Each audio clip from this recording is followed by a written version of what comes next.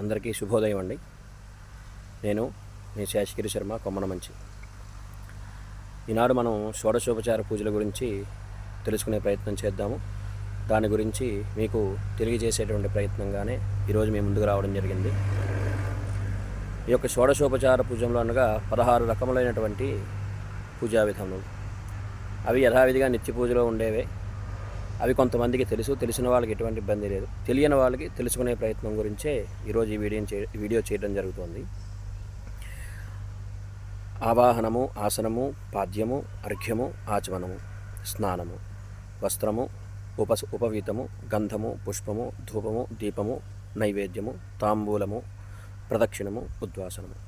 ఇవి 16 రకాల ఉపచార పూజలు. ఈ యొక్క 16 రకాల ఉపచార పూజలతో స్వామివారిని, అమ్మవార్లని పూజించడం వలన మనకి విశేషమైన ఫలితం కలుగుతుంది. వీటిని గుర్తుపెట్టుకోవడానికి మనకి శృతి అనగా వేదంలో కానీ, స్మృతి అనగా శాస్త్రంలో కానీ ఒక శ్లోకం చెప్పబడింది. అదేమిటంటే, ఆవాహనాసనం పాద్యం అర్ఘ్యమాచమనీయకం స్నానం వస్త్రోపవీతంచ గంధం పుష్పం తథైవచ ధూపదీపంచ నైవేద్యం తాంబూలంచ ప్రదక్షిణం ఉద్వాసనక్రమాత్యేతు ఉపచారాణి షోడశ.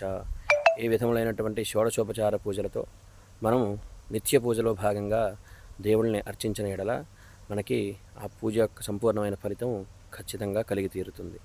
సర్వం పరమేశ్వరార్పణమస్తు. జై హింద్.